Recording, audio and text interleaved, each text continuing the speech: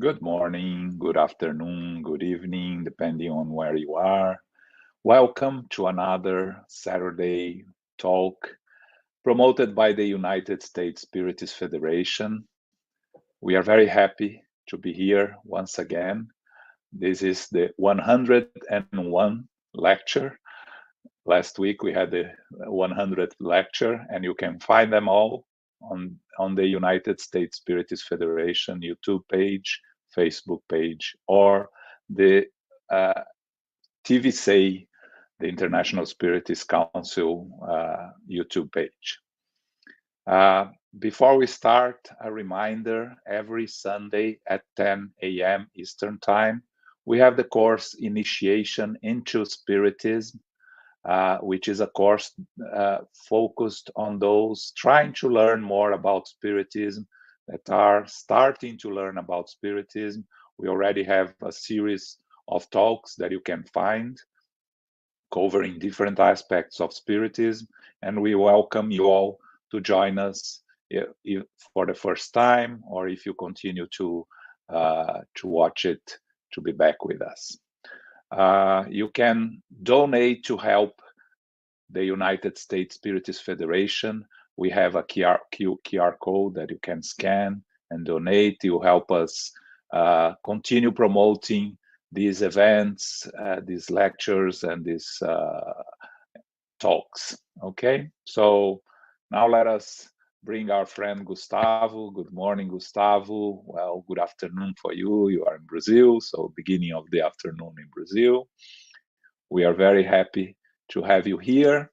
Let me introduce you to Gustavo. He was born in Araxá, state of Minas Gerais in Brazil, but nowadays he lives in Uberlândia, also in the state of Minas Gerais, very close to where Francisco Xavier had the last part of his life in Uberaba. He collaborates with studies in the channel spiritismo.net and in a podcast called Coffee and Spiritism, also translated into English, Café com Espiritismo. So we are very happy to have you here, Gustavo, and please take it away. Thank you, John. First of all, I would like to thank Jussara for this opportunity. Feel honored and happy to be here. And this is my first lecture in English, so I'm really afraid of making more mistakes than I'm used to make in my daily routine here. But it's a pleasure. It's very good to be here, and it's very challenging, actually. And someone might ask, why did I have accepted this challenge? Why did I accept this? Since I'm not American, I'm from Brazil, trying to do my best in English here. And when Jussara invited me, and here I also have to thank Alvaro Mordecai, which is a good friend, a very close friend that helped me to be here. And when Jussara invited me, I thought in denying the invitation, but in the same time, I thought that Spiritism came to bring us all together. And because of that, we have to make as much as effort we can to get over these obstacles of these problems. And with these, we can grow together, you know. So I'm here not as a professor, because I really don't have anything to teach, but as a friend, as a brother that wants to share a thing that is bringing me peace and make me feel make me trust more in life, you know. And this is the effort I think we have to do, to hold hands and walk together. And Well, I also love challenges, so this would be good. It's a good thing to work on, right? So I would like to thank John too, and Daniel, that is helping us with this live. And well, our theme today is about God. We would like to talk about God. And to talk about God according to Spiritism, we have to start from the beginning. Here we would like to start from the first question of the first book, the Spirit's book, which is a very, very, very interesting question. And that put us in a really new perspective about God. Because when we look over the history, the way we understand God have changed a lot, and the way Spiritism presents us God, I think is the most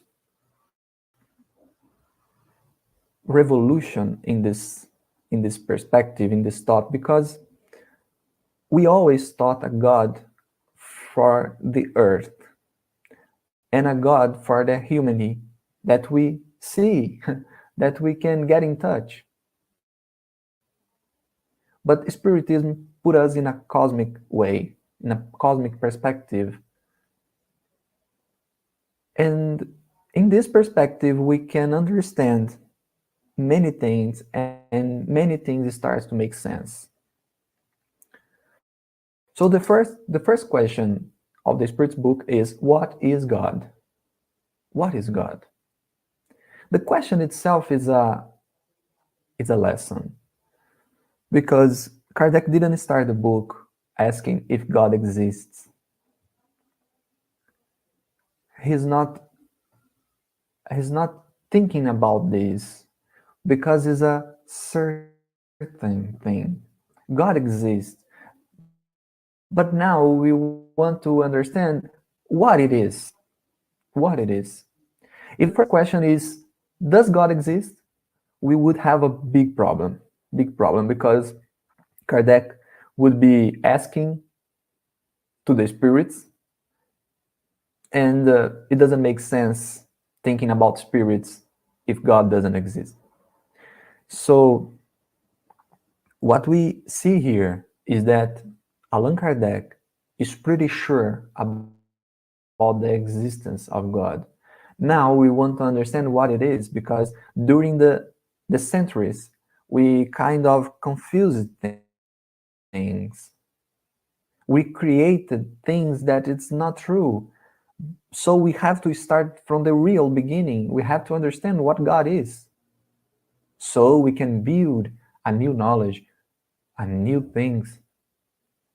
things actually, and start to understand how he created, how he handles everything. So what is God is the first question. God exists. We would like to understand more about it. And the way the question is built, it's not a question that would like to define God, because definitions is always limiting, because we define a thing, so we kind of put limits so it cannot overlap this limit. We cannot get over this limit. Is a definition. So a computer cannot be a car, because a computer is limited to be a computer. But there is a premise here. We just can define what we know, what we really know. To define a thing, you have to know everything about it. And we, for sure, we don't understand everything about God, because we just understand what he reveals to us. If he doesn't reveal, we can't see, we can't understand, we can't imagine, actually. We not even can imagine, because God is very, very transcendent, let's say. So the question here is not to define, but to get a principle of understanding, to get a way to start. I mean, okay, we can understand everything about God, but can we have at least a sign, at least a piece? And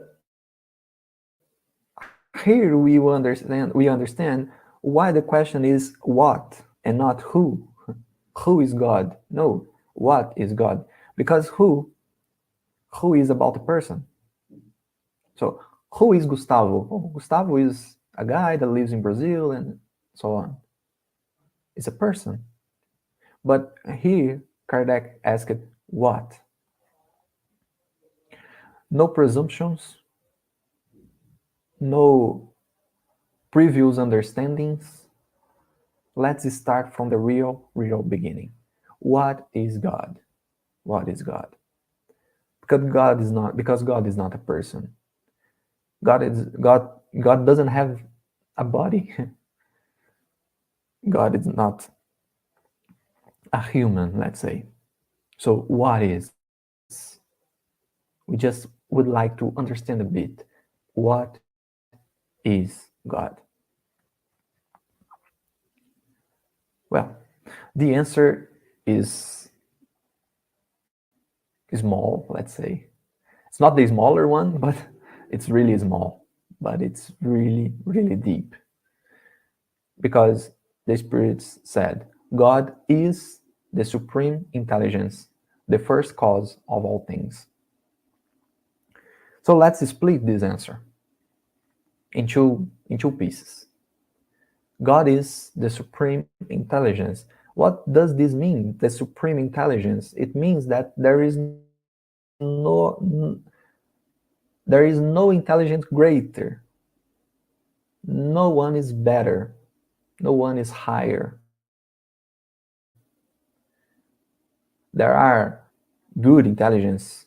There are divine intelligence, but God is the supreme one. There's none above. There's none greater. God is the supreme one. Supreme intelligence. This is cool. This is cool actually because, let me just get here the reference to not commit any mistakes. In Genesis, we have a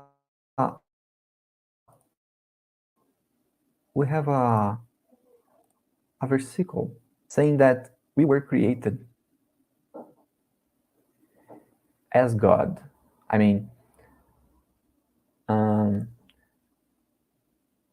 let me just get here.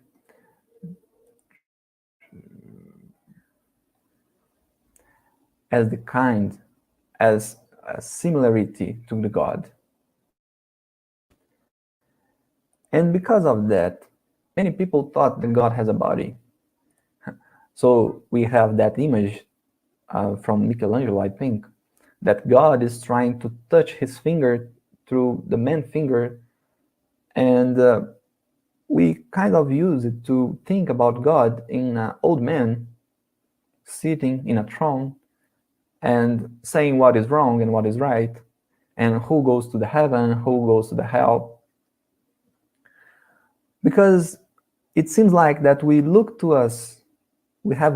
us, and we identified us by our bodies. So if we are like God, if we are kind of God, so God might have a body too, and we define a body to him. We define a way to understand him, but God is not that. I mean, don't have this view. I mean,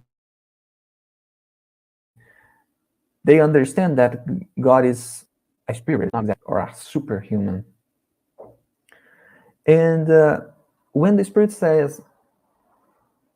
that God is the supreme intelligence, they are also explaining why Genesis said that.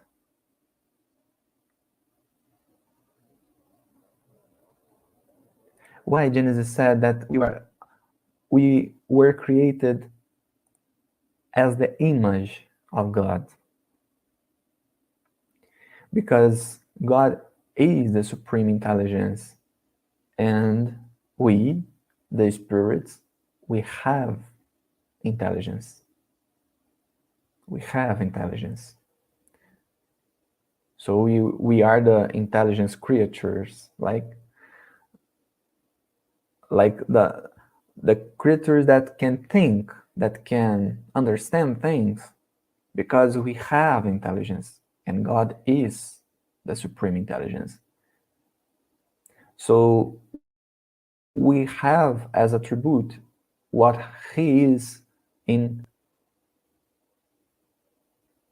what He is actually, right? God is. This is important too. God doesn't have intelligence. He is the supreme intelligence, which puts us in a real new perspective. What is good too, because when we look to the nature, we see intelligence going on. All the process, the chemical, the biological process, the laws, gravity, and so on, that makes us feel that there is really an intelligence behind this. This cannot be random, right? This cannot be a thing that just appears. There is an intelligence behind this. And the Spirit is saying this intelligence behind the nature, behind everything we see in the creation, in the infinite creation, everything that is behind, the thing that is behind this is God. God is the supreme intelligence soul. This is a really, really new perspective. Really new perspective. So there is no body, there is no human like. We have a body during our evolution period, our evolution time, but we are not the body. So God is not too. But the real interesting thing here is when spirits say that God is the first cause of all things. Here is really interesting, because in Genesis from Moses, we have a God that is the ultimate cause of all things. Because for everything that I just say, and the things appear in the last instance, let's say. God wants to tree for, and He appears the tree, and the tree appears with apples, with everything. It's interesting, because when the human would be created,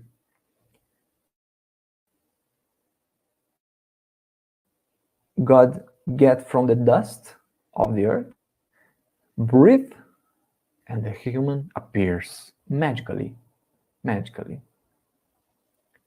So as time goes passing, our views, our perspectives, our understanding of Earth, it's in the universe,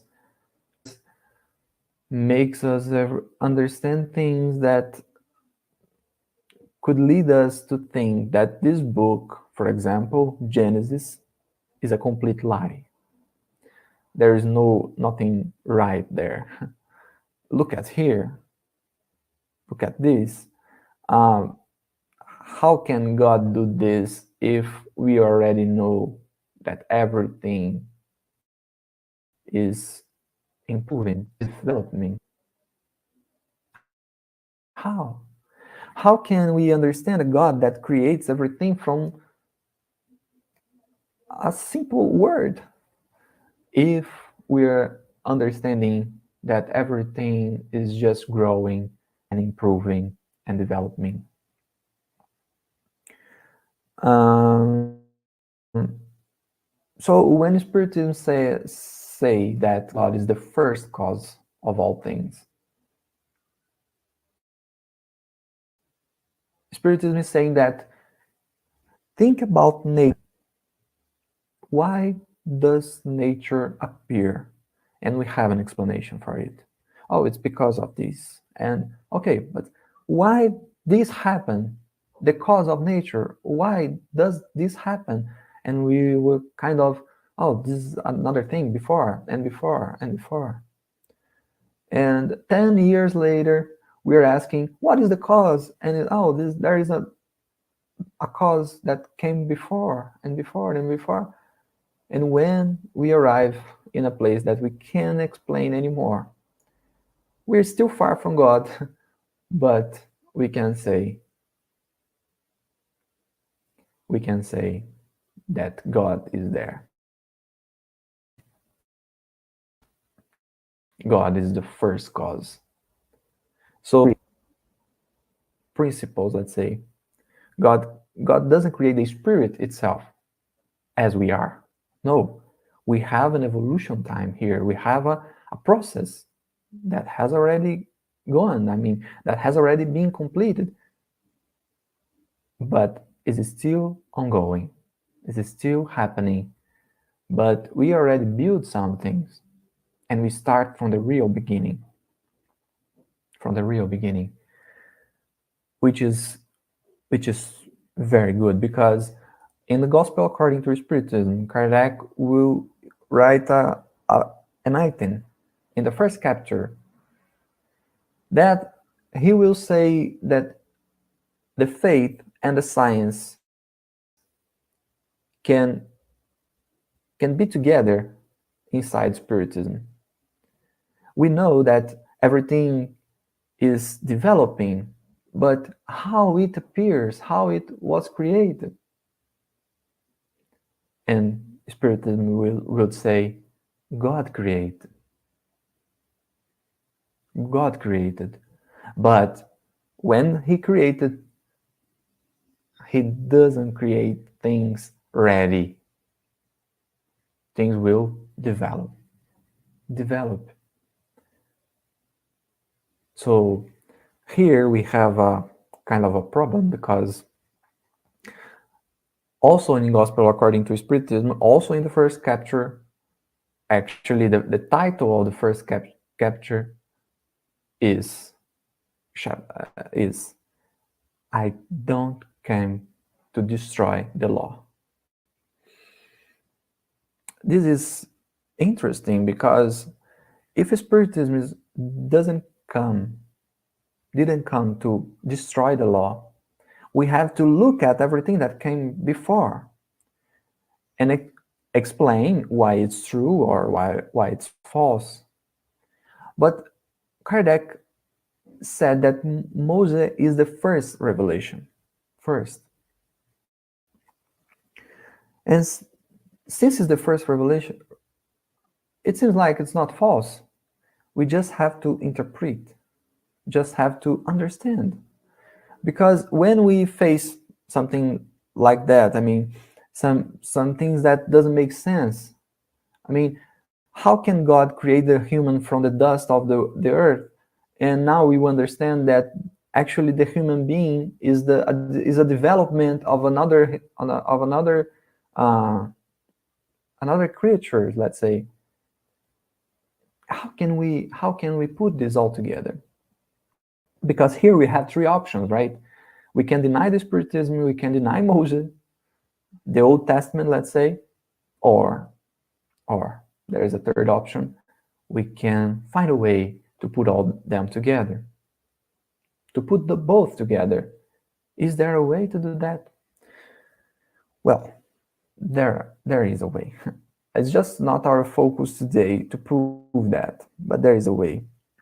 Because the problem here is when we read the Bible literally, when we try to find on its letter a true. This is not actually possible, because there we will find symbols that have to be interpreted. Because, for example, the sun is created in the fourth day. The sun is created in the fourth day. But when the sun appears, we already have 3 days. We have an evening and we have a morning. How? How can it be? So for sure, it's not supposed to be read literally. We have to interpret. We have to go deep, because in Spiritism we also have an understanding about attributes of God. Attributes of God. That's why here we would like to go through the question 13 of the Spirit's book. Kardec asked, when we stated that God is eternal, infinite, immutable, immaterial, one, all-powerful, and supremely just and good, don't we have a complete idea of God's attributes? So it's 7. There are 7 attributes here. And the spirits will say that from our point of view, okay, this is everything we can see about God. But for sure, it doesn't complete everything, because there are things from God that we can't not even imagine. They will say that in the answer.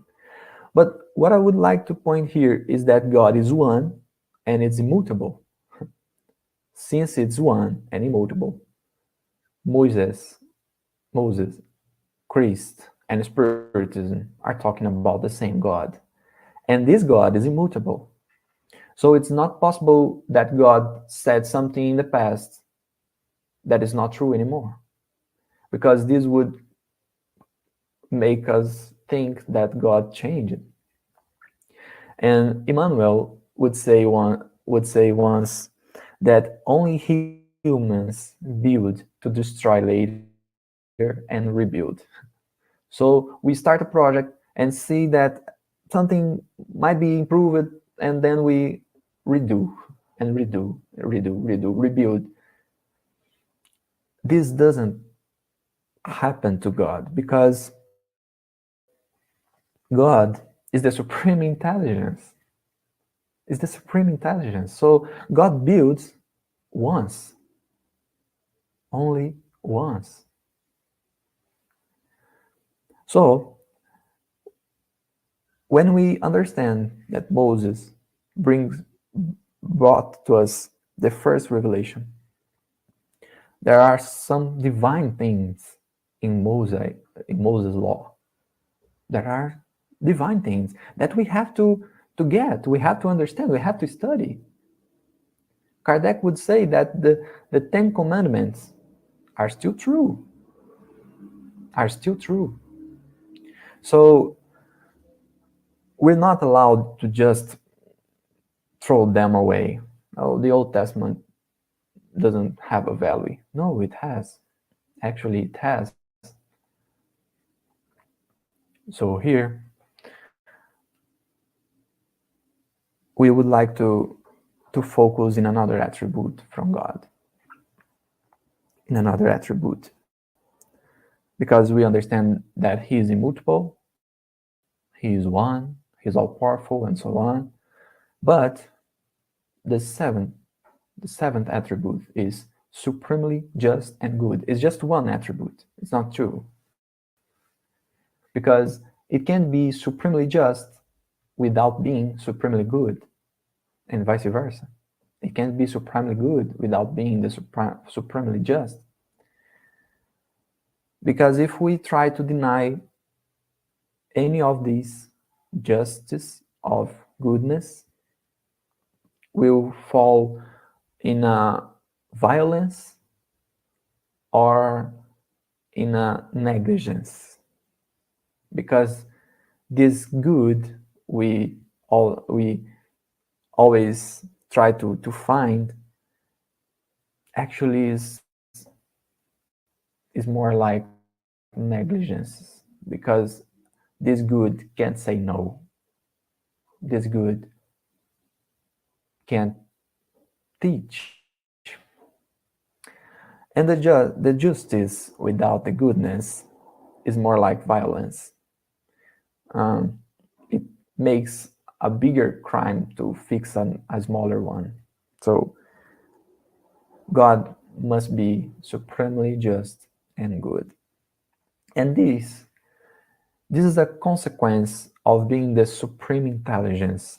A thing that is missing in the first answer of the first question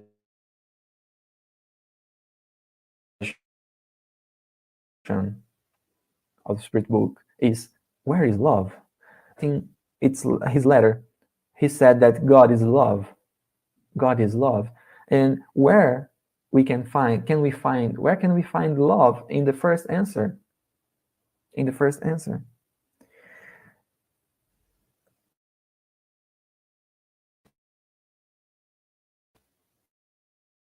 When we think about intelligence, we think about a very, how can we say, intellectual person. Oh, he's so intelligent. So he's methodic. He's distant from people. He doesn't believe in God and so on. But what Spirit is saying also in the first answer of the first question is that it's not a sign of intelligence when we don't love. When we don't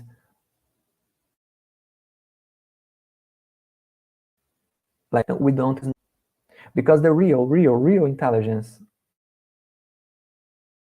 also has to love, because love is the best way to do things. We still believe in the violence, we still believe in the force, but love is the better way to do things. I mean, when we try to buy something, let's say, and we buy a product that has a problem, so we can go through the store and try to act as a violent person, trying to get a new product, to get the replace. And sometimes we achieve, sometimes we don't. We want. But if we with patience, with respect, even in the cases that that thing can't do anything, he will try. He will try to help us. We have to believe on that. We have to, because the real sign of intelligence is when we love, when we try to solve things peace, is when we respect, even though. So God is the supreme intelligence, and this also implies that he is the supreme love. And being the supreme intelligence and the supreme love implies that he has to be supremely just and good. Justice and good. Well, when we say that, we start to understand that God is not only the creator, but is the Father that Jesus brings to us, that Jesus revealed. God is the Father, the real Father, the Father that takes care, the Father that lead, orient, the Father that teaches, fix behaviors, for example.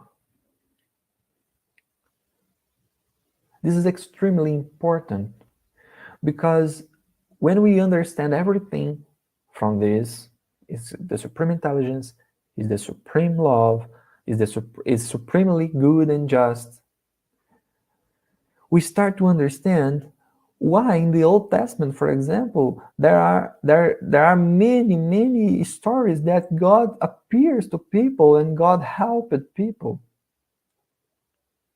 Why?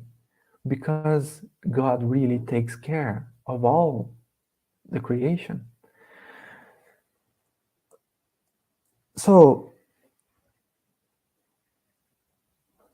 when we understand this, for sure we would like to see how this works, because a really hard thing to understand is how God can take care of everything.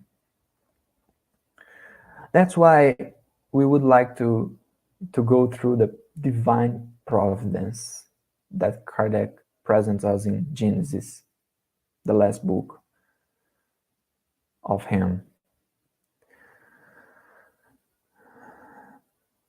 When Kardec wrote about divine providence, he explained us many things. For example, we understand that nature has laws, that the universe has laws. And because God is supremely just and good, we understand that these laws are also supremely just and good. But there is a thing that came to my mind. Let's say, when we have a law here in physical world, let's say, when we have a law, the existence of the law doesn't imply that it will be fulfilled, right? For example, kill a person is prohibited. It's not legal. But if I kill someone and no one sees, if there is no way to prove that I was the one that killed, nothing will happen to me. I'll be free, unless I'll go there and say. But the law exists. It's not legal, but it doesn't care. It doesn't matter, actually. It doesn't matter, because no one see what I did. There's no way to prove that I did it. So it's not enough to the law to exist. We have to have someone or some institution to guarantee that the law would be applied. In terms of universe, we have laws, but who guarantees that this law would be fulfilled? God. The only possible answer, God. That's why it's the supreme intelligence, because God can't be confused or fooled. God can't be wrong, let's say. He is taking care of everything, of everyone. And this is explained by Kardec when he wrote about divine providence. I get a small piece here, just for us to understand what Kardec is saying. He said, providence is God's care for all creatures. God is everywhere, sees everything, and presides over everything, even the very smallest things. This is what providential action consists of. Kardec will explain how this works in Genesis. We won't have time to go through it, but a big mistake we can't make here in Spiritism is think about a God that is distant from the creation. We have to think about a God that is near, that is close to us, that is taking care, because He can. He really can. Actually, He is the only one that really can.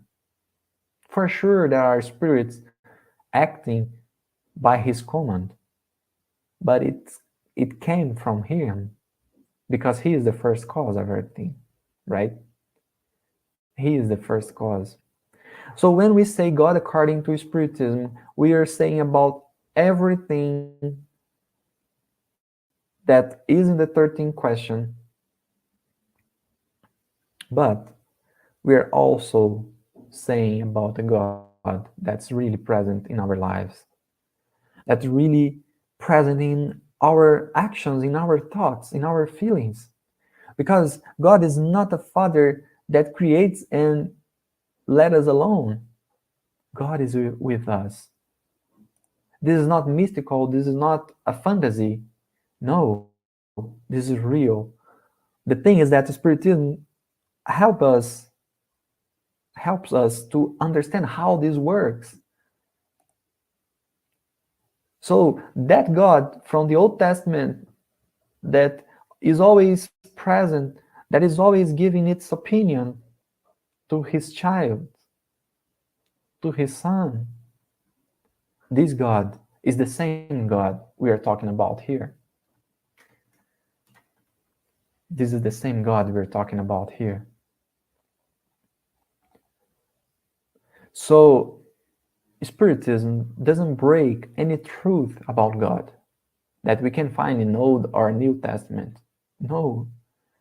Spiritism is just explaining us how this works and how can we really understand this.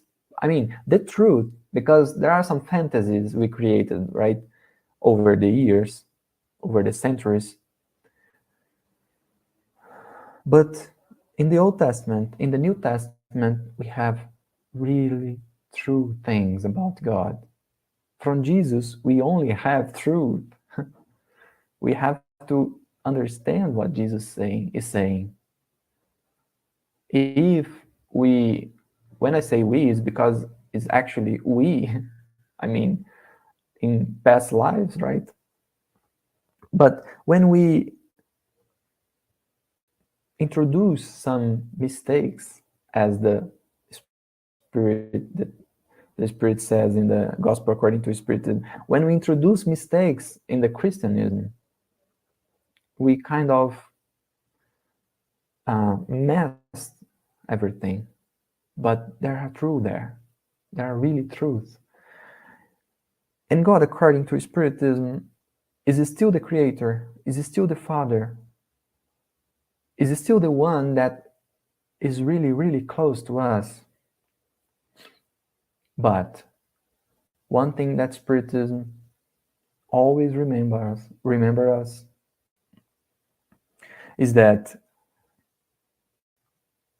God is supremely just and good.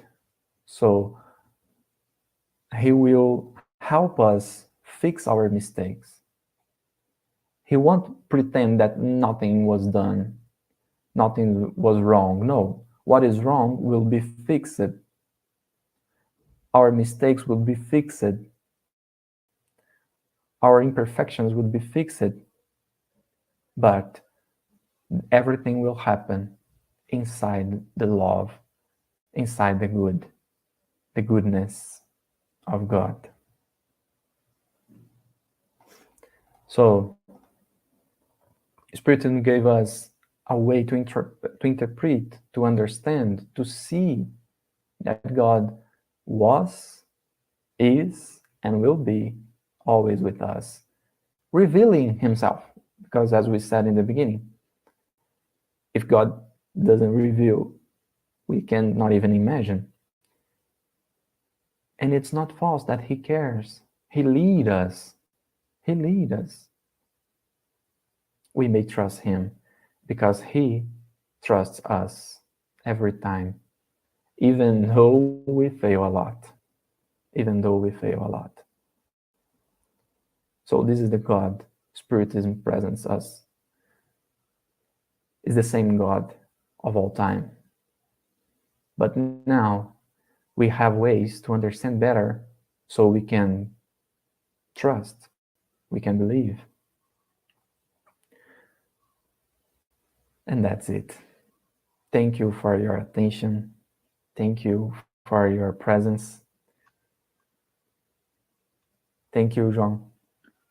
Thank you very much, Gustavo. Fascinating, really, very interesting presentation, and very important, right? Because when we start studying Spiritism, we have to start from the beginning, and this is really the beginning to understand, or to try to understand, because I don't think we are able to understand, to try to understand God, or at least have some basic notions of how Spiritism presents God to us, is really, it's fundamental on our path. So once again, thank you very much. But I think we have some questions. So let's start with one from Paula Craig. Thanks, Paula, for always joining us. How does the spirit world really sees us? As just energy or a spirit body, or do they see us in our human body? That's a good question. That's a good question. Actually, they see us in our human bodies, let's say, but not only that. They can see our thoughts, our energy, like the question is saying, because André Luiz, I don't know if it's called this way, André Luiz says in his books that our thoughts, and Kardec will say about that in a book, our thoughts is like there are colors, there are smell, they have colors, and spirits can see that, so they can see our intentions, our feelings, our thoughts. Kardec will study about that in the spirits book too. But of course, they always also see us, our bodies, as they are. But this body is not a, this body, our bodies, is not a problem for them to recognize us. Let's say a spirit that could share with me alive many centuries ago, when he sees me, he can recognize me. So it's a bunch of things that they see when they look at us, right? Thank you. Yeah, it's an interesting question, right? How do they really how do they recognize us from the spirit world? Because considering that we have many incarnations, right? How they can reach us, and it is the thought process, I think, is very important there. All right, next. When we pray to God, how does it really work? Good. Kardec will explain that in Gospel According to Spiritism in the, I think in the chapter 27, I think. He said that our praise go through the space as a sound go through the air. It's like traveling in the air. So we have the concept of cosmic fluid that is filling all the creation, and our thoughts is like emitting, I think, through this fluid, and a spirit can see this and try to attend, but everything occurs below the permission of God. I mean, nothing can occur if God doesn't allow, let's say. So when we pray to God, for sure, He hears, He listens to our praise, and He uses the spirits to make things happen. And these could travel all the creation going through the fluid called the cosmic fluid, the cosmic fluid, because our thoughts are things that can be seen, can be I think it's seeing the word. I mean, it's like can be touched all actually, and Their matter. yes, yes. And I mean, this is let's say this is a small view how it works, but it would be good to read that chapter. I don't know if the word is chapter. Chapter, yes. Chapter. 27 from Gospel According to Spiritism will help us understand this. Thank you. Thanks, Gustavo. So from Danielle Santos, thanks, Danielle. Many religions believe that Jesus Christ is God and they are one and the same. What is the Spiritist view on the subject? Good question. We don't believe this, that Jesus is God,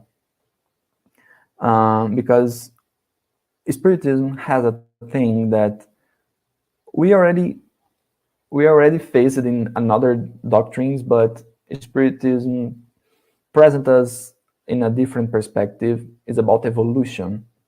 So we are spirits in an evolution way, let's say. And Jesus is a spirit that fulfilled all his evolution process, let's say. Jesus is a spirit that achieved the highest level of evolution. And that's why, for us, he looks like God, because we are God's sons, and there isn't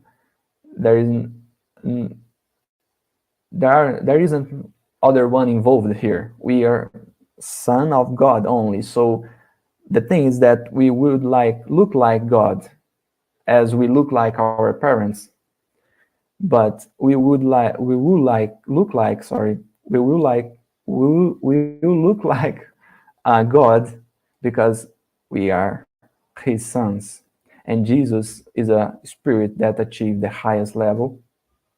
That's the way Spiritism presents us, but they are different. We respect every view, every perspective, but for Spiritism they are different. It's just a matter of evolution. And it's like Jesus is like that old brother that takes care of us, and we look to him and we see the Father, but it's a son. It's a son that presents us the God in the most pure way, the most loyal way, let's say. And that's it. I mean, thanks. I like the concept of an older brother. Yes. Okay. So another question from Paula. Does Spiritism believes that God knows us each very personally, like the Christian belief God knows every hair on your head? yes, we do. In this item I bring here from Genesis, Kardec will explain that in a very, very fancy way. It's elegant the way Kardec presents us this. But yes, God knows us, because being the supreme intelligence, God can do things random, let's say. So if he creates me, he created me, it's because he has a purpose to do that. And if he has a purpose with me, for sure he knows me. It's not a matter of, oh, just create a spirit here. No, it's not that. It's intentionally. It's with purpose. So yes, Spiritism believes that God knows us each very personally, very close. That's why we have this providence that helps us in our lives, in our daily works and so on. Thank you. So from Yasko Arakawa, thanks Yasko, nice to have you here. How to enhance our perception of God and its relationship with us on our daily lives and activities? I would say that we have to want it. We have to want it, because God is really present. So if we want, we will start to see how many things happen that is not below our control. We don't control many things, and then they happen. I mean, and this is a a way to see the presence of God. So when we start to pay more attention to things that happen to us, for sure, we can think about coincidences. We can think about, oh, it's a matter of fact.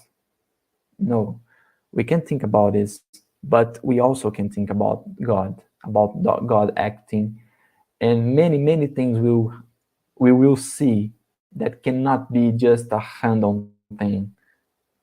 And this will improve our perception of God, because we will start to feel more the present, really. I mean, start to see things that it's not under your control and they still happen correctly, and we will see God there. We will see God in our conscience, in our thoughts, giving us the right direction, give us the right way to go. It's just, we just have to want. I mean, the Spirit will say that in the Spirit's book. If we want, God will be present to us. I like that. We need to want. That's the key. Thanks. So from the United States Spiritist Federation. So many religions have started with someone saying they heard something directly from God. What or whom they were really hearing from? That's good. Kardec will say in, I don't know the word, the name in English, Heaven and Hell, the book. Heaven and Hell, yes. Heaven and Hell. He will say that God acts through the creatures. I mean, through the spirits. It's always God. If we think of the first cause, it's always God. I mean, if a spirit says something to me that is good, or it's giving me the right direction, this came from God. But God uses the spirits because this is also, let's say, a way to spirits to work and to be useful. So for sure, I can say that God is not able to talk directly, but he prefers to use the spirits. That's the point. If he can or if he cannot, I'm not the one that will say that. But he prefers to use the spirits. So the source of the thought is God, but who actually said that to me, probably and most probably, which is kind of the same, but it's a spirit. Thanks. Okay, I think we have time for one last question.